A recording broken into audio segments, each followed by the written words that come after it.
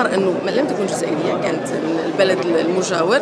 وهذا السؤال بطريقة استفزازية: أين هو قفطان القاضي؟ قفطان القاضي عرضناه السنة الفارطة في اليونسكو، كانت عرضته سليمة كرياسيون في باريس. عرض قفطان القاضي اللي كان سيناتور تاع عزي، لا ميزون عزي اللي متخصصين فيه. نعرفوا بلي قفطان القاضي سي ان كافتون كي نيكزيست دون ليست دو الجزائر، في الجزائر متواجد فقط في الشرق الجزائري.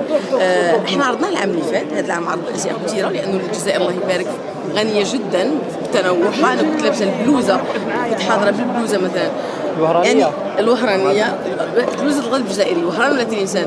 هذه الطريقه الاستفزازيه النكره، لانه فعلا كنا في مكان ان ريسبكتابل، اون ايتا اليونسكو الي بروفوكي كالكان كم سا.